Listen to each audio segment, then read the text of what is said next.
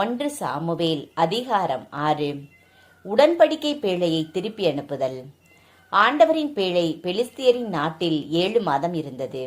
பெலிஸ்தியர் அர்ச்சகர்களையும் குறி சொல்கிறவர்களையும் அழைத்து, ஆண்டவரின் பேழையை நாங்கள் என்ன செய்ய வேண்டும், அதை எவ்வாறு அதன் இடத்திற்கு நாங்கள் அனுப்ப வேண்டும் என்று தெரிவியுங்கள் என்று கேட்டனர். அவர்கள் கூறியது, நீங்கள் இஸ்ரேலரின் கடவுளது பேழையை அனுப்பினால் அதை வெறுமையாக அனுப்பலாகாது. குற்றப்பழி நீக்க பழி கட்டாயமாக அவருக்கு செலுத்த வேண்டும். அப்போது நீங்கள் குணமாக்கப்படுவீர்கள். அவரது கை உங்களை விட்டு விலகாதிருந்ததன் காரணத்தையும் அறிந்து கொள்வீர்கள்.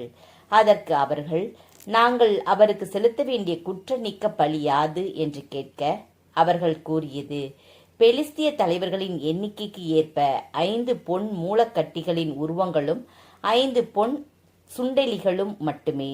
ஏனெனில் உங்கள் அனைவர் மீதும் உங்கள் தலைவர் மீதும் ஒரே வாதைதான் ஏற்பட்டது. ஆகவே உங்கள் மூலக்கட்டிகளின் உருவங்களையும் நிலத்தை பாழ்படுத்தும் சுண்டெலிகளின் உருவங்களையும் செய்து இஸ்ரேலரின் கடவுளை புகழுங்கள். அப்போது ஒருவேளை உங்களிடமிருந்தும் உங்கள் தெய்வங்களிடமிருந்தும் உங்கள் நாட்டினின்றும் அவரது கை விலகும். எகிப்தியரும் பார்வோனும் தங்கள் இதயங்களை கடினப்படுத்தியது போல் நீங்கள் ஏன் உங்கள் இதயங்களை கடினப்படுத்த வேண்டும்? அவர் அவர்களை துன்புறுத்த அவர்களும் இஸ்ரேலரை செல்லுமாறு விட்டுவிட்டனரே. இப்போது நீங்கள் ஒரு புதிய வண்டியை செய்யுங்கள். இதுவரை நுகம் பூட்டாத 2 கறவை பசுக்களை பிடித்து அவற்றை வண்டியில் பூட்டுங்கள். அவற்றின் கன்று குட்டிகளை விலக்கி வீட்டுக்கு இட்டு செல்லுங்கள். ஆண்டவரின் பேழையை எடுத்து அதை வண்டியின் மீது வைத்து குற்றநீக்க பழியாக நீங்கள் செலுத்தும் பொன் உருவங்களை அருகே ஒரு பெட்டியில் வையுங்கள். பிறகு வண்டியை அனுப்பிவிடுங்கள். அது தானே செல்லட்டும். பின் கவனியுங்கள். அது தன் நாட்டு எல்லைக்கு செல்லும் வழியாக பெத்சமேசுக்கு சென்றால் இப்பெரிய நீங்கை நமக்கு இளைத்தவர் அவரே என்று அறியலாம். இல்லையேல் அவரது கை நம்மை தொடவில்லை, மாறாக அது நமக்கு தற்செயலாக நடந்தது என்றும் நாம் அறியலாம். அவர்களும் அவ்வாறே செய்தனர். 2 கறவை பசுக்களை கொண்டு வந்து வண்டியில் பூட்டினர். அவற்றின் கண்டுகளை தொழுவத்தில் அடைத்து வைத்தனர். ஆண்டவரின் பேழையையும் பொன் சுண்டெலிகளும் மூலக்கட்டிகளின் உருவங்களும் வைத்திருந்த பெட்டியையும் அவ்வண்டியில் வைத்தனர். பசுக்கள் பெத்மசெமேசுக்கு செல்லும் பெருஞ்சாலையில் இடமோ வளமோ விலகாமல் நேரே கத்திக்கொண்டே சென்றன. பெலிஸ்தியர் தலைவர்கள் அவற்றின் பின் பெத்சமேசுக்கு எல்லை வரை சென்றனர். அப்போது பெத்சமேசு வாழ் மக்கள் பள்ளத்தாக்கில் கோதுமை அறுவடை செய்து கொண்டிருந்தனர். அவர்கள் தங்கள் கண்களை உயர்த்திய போது பேழையை கண்டு மகிழ்ச்சியுற்றனர். பெத்சமேசைச் சேர்ந்த யோசுவாவின் வயலுக்குள் வண்டி வந்து நின்றது. அங்கே ஒரு பாறை இருந்தது. அவர்கள் வண்டியின் மரத்தை பிளந்து பசுக்களை ஆண்டவருக்கு எரிபலி செலுத்தினர்.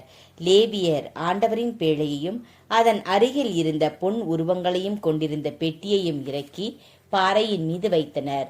பெத்சமேசின் மக்கள் அன்றைய தினம் எரிபலிகளையும் வேறு பலிகளையும் ஆண்டவருக்கு செலுத்தினர். பெலிஸ்தியரின் 5 தலைவர்களும் இதை கண்டபின் அன்றே எக்ரோனுக்கு திரும்பினர். பெலிஸ்தியர் குற்றநீக்க பழியாக ஆண்டவருக்கு செலுத்திய மூலக்கட்டிகளின் பொன் உருவங்கள் இவையே: அஸ்தோத்துக்கு 1, காசாவுக்கு 1, அஸ்கலோனுக்கு 1, மாத்திற்கு 1, எக்ரோனுக்கு 1. பொன் சுண்டெலிகள் அரண்சூழ் நகர் தொடங்கி நாட்டுப்புற சிற்றூர்கள் வரை 5 தலைவர்களுக்கு சொந்தமான அனைத்து பெலிஸ்திய நகர்களின் எண்ணிக்கைக்கு சரியாக இருந்தன. ஆண்டவரின் பேழை வைக்கப்பட்ட அந்த பாறை இந்நாள் வரை பெத்சமேசை சார்ந்த யோசுவாவின் வயலில் உள்ளது. பெத்சமேசு வாழ் மக்களை ஆண்டவர் சாகடித்தார். ஏனெனில் அவர்கள் ஆண்டவரின் பேழைக்குள் உற்று நோக்கினர். மக்களுள் 70 பேரை அவர் வீழ்த்தினார்.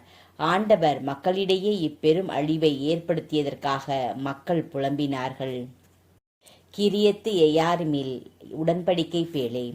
பெத்சமேசு வாழ் மக்கள், இந்த தூய கடவுளாகிய ஆண்டவர் திருமுன் நிற்க தகுந்தவன் யார்? நம்மிடமிருந்து அவர் யாரிடம் செல்லப்போகிறார் என்று கேட்டுக்கொண்டனர். ஆகவே கிரியத்து எயாரிம் வாழ் மக்களுக்கு ஆள்களை அனுப்பி ஆண்டவரின் பேழையை பெலிஸ்தியர் திணிப்பி அனுப்பிவிட்டார்கள். நீங்கள் வந்து அதை உங்களிடம் இழுத்துச் செல்லுங்கள் என்று சொன்னார்கள்.